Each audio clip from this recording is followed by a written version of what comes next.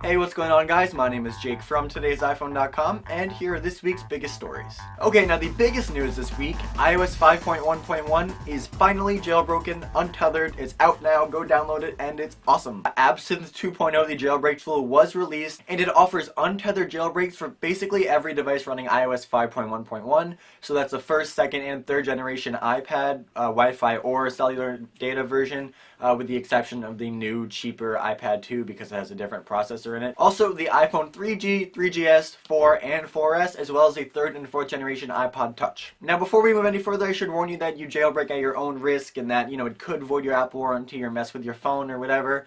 But if you are looking to jailbreak your device, which many of you are, we have a super easy step-by-step how-to on the site, linked down below, so definitely go check that out and let me know in the comment section how Absinthe 2.0 works out for you and how your new jailbreak is. We've been waiting for this jailbreak for quite a while now, and it definitely seems like it's taking longer and longer to crack these newer devices and these newer operating systems. Developers don't want to release a jailbreak if a new version of iOS is coming out soon because they don't want to reveal that exploit in iOS software to Apple so they can patch it. And with the new processors and the new software and just the steps Apple's taking to prevent jailbreaking, it definitely feels like we're doing a lot of waiting. Alright, moving on. There's been a lot of talk about the screen size of the next generation iPhone, and we'll get there in a sec, but people seem to have forgotten that the iPod Touch is also out there with a screen that could do with a bump in size. This week we have a reported leaked front panel for the next generation iPod Touch, and it measures 4.1 inches diagonally. Now, my first instinct is to say that Apple's not going to up the screen size of the iPod Touch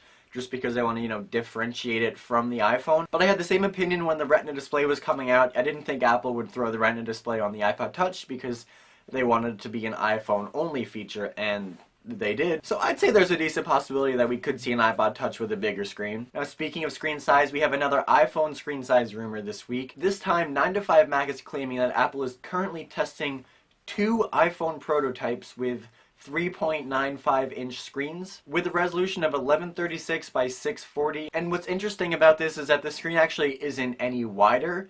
It's the same width, it's just taller, making it pretty close to the 16:9 aspect ratio, which would mean 16:9 videos could play full screen in their native resolution.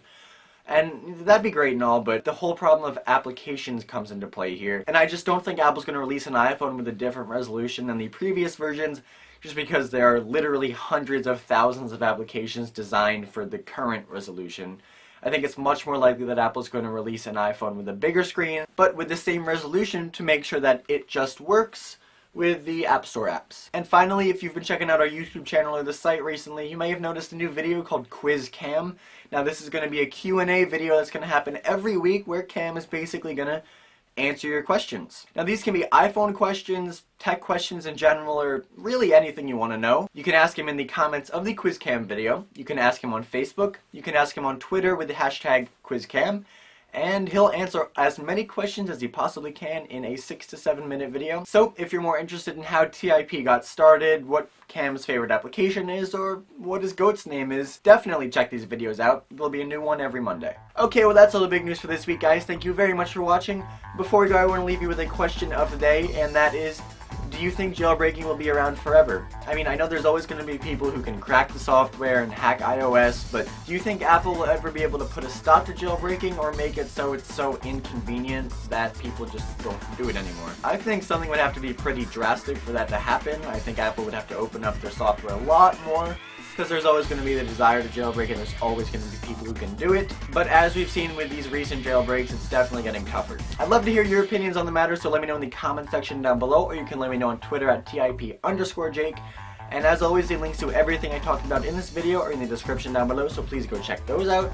And for more news, views, and reviews, definitely check out today'siphone.com.